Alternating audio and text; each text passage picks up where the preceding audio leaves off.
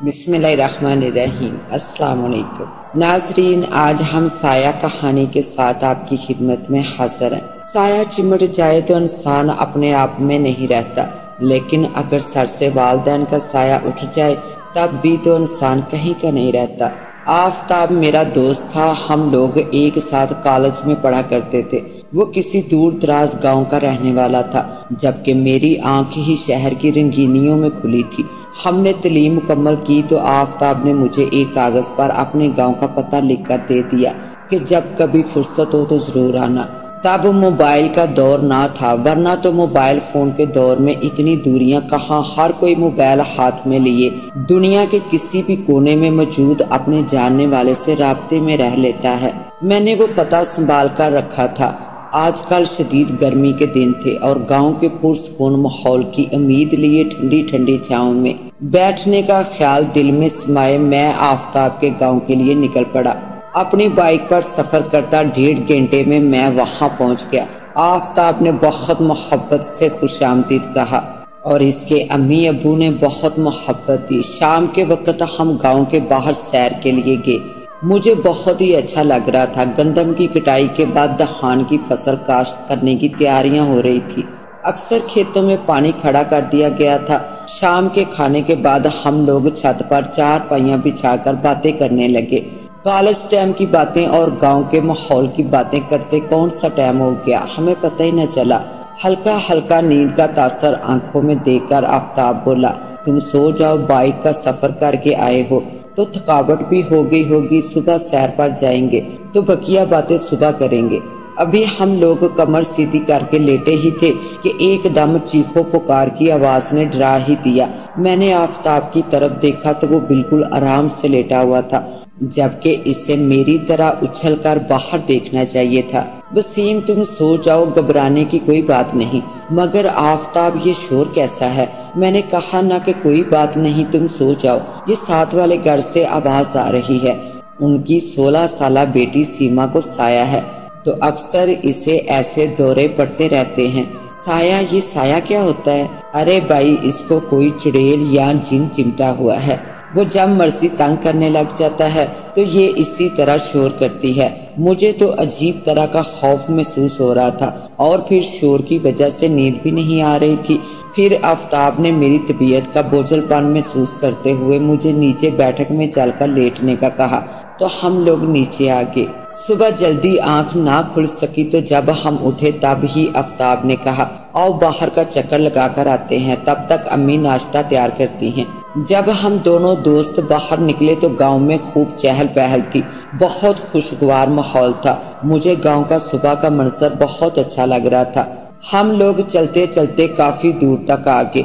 गांव के इस तरफ स्कूल था। बच्चे स्कूल में दाखिल हो रहे थे और मैं सोच रहा था कि ना जाने इनमें से कितने बच्चे होंगे जो यहाँ से आगे आला तालीम जारी रख सकेंगे और अपने मुल्क का नाम रोशन करेंगे। मैंने देखा कि एक 10 साला बच्चा 3 अपने से छोटे बच्चों को स्कूल छोड़कर वापस घर की जानब जाने लगा है। मैंने इसे आवाज दी तो वो नहायत फर्मा बरदारी से मेरे करीब आ गया और बोला, जी अंकल। तो मैंने कहा, बेटा आपका नाम क्या है? तो इसने फाहद बताया। तो मैंने कहा, बेटा आप स्कूल नहीं पढ़ते? तो वो बोला, ताया अबू कहते हैं तुम अगर स्कूल चले जाओगे तो घर का काम कौन करेगा और फिर बच्चों को स्कूल छोड़ने और लेने भी तो आना पड़ता है और ताया अबू तो शहर काम पर जाते हैं तो घर पर ताई अकेली होती हैं तो वो तो इन बच्चों को लेने नहीं आ सकती ना। इतनी बड़ी बड़ी बातें करके वो बच्चा गांव की तरफ रवाना हो गया। मैंने आफताब से पूछा तो वो बोला, ये छोटा सा था जब इसके अम्मा अब्बा की हादसे में मौत हो गई थी। माँ बाप का साया सर से उठ जाने से ये ताया के जेरे साया आ गया और उन्होंने इसे पढ़ाना जरूरी नहीं समझा। इन्हें एक बिला मुआवजा मुलाजिम मिल गया है। ये बच्चा सारा दिन और रात गेट तक काम ही में लगा रहता है। इसकी जिंदगी अपने ताया और ताई की गुलामी में ही गुजरेगी।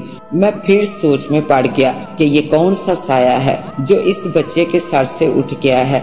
एक वो साया था कि वो लड़की सीमा चीखो पुकार करती है और एक ये बच्चा फाहद है जिसकी रूह चीखो पुकार कर रही है कि मुझे जीने दो। मगर ये बच्चा अपने ताया की इजाजत के बगैर सांस भी नहीं ले सकता।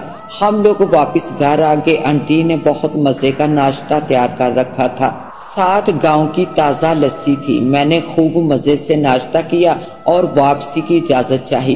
آفتاب کا ارادہ آج بھی مجھے یہاں رکھنے کا تھا، مگر میرا دل نہیں چاہ رہا تھا، اس لیے میں نے واپسی کا قصد کیا۔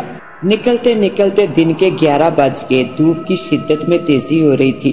میں نکل پڑا، آہستہ آہستہ چلتے میں گاؤں سے باہر نکلا تو مین روڈ سے پہلے ایک اور گاؤں آ گیا۔ وہاں پر سڑک کنارے ایک گہری چھاؤں والے درخت کے سائے میں نل کا ہینڈ پمپ لگا دیکھ کر پیاس محسوس ہوئی تو میں رک گیا، بائک چھاؤں میں کھڑی کی، نلکے سے ہاتھ منہ دھویا، ٹھنڈا پانی پیا اور اس درخت کے سائے میں بیٹھ گیا۔ کتنا پرسکون سایہ تھا اس درخت کا۔ میں نے تاریخ کی کتابوں میں پڑھ رکھا تھا کہ بادشاہ شیر شاہ اور احمد شاہ نے راستوں میں سرائے تعمیر کروائے، ٹھنڈے اور میٹھے پانی کے کنویں کھدوائے تاکہ لوگ سفر میں کسی پریشانی میں مبتلا نہ ہوں اور انہیں گرمی اور سردی سے بچنے کا سایہ مہیا ہو سکے۔ نہ جانے وہ کیسا سایہ تھا جو سیما کے ساتھ چمٹا ہوا تھا کہ اسے کوئی سکون ہی نہ لینے دیتا تھا۔ ایک سایہ وہ تھا جو فہد کے سر پر نہ رہا تھا کہ وہ اپنی زندگی جی سکے، اور ایک یہ سایہ جس کے سائے میں مجھے بہت سکون مل رہا تھا کہ میں اتنی شدید گرمی اور تپش میں بھی سکون محسوس کر رہا ہوں۔ یقیناً بڑوں کا سایہ اور والدین کا سر پر سایہ ہونا دنیا کی ایک بہت بڑی نعمت ہے۔ جن بچوں کے سر سے یہ سایہ اٹھ جاتا ہے، ان کا چین اور سکون چھن جاتا ہے۔ خدا ہم سب پر یہ سایہ ہمیشہ قائم رکھے، آمین۔ اس کے ساتھ ہی اب مجھے دے اجازت، ملتے ہیں انشاءاللہ ایک نیو کہانی کے ساتھ، تب تک کے لیے اللہ نگہبان۔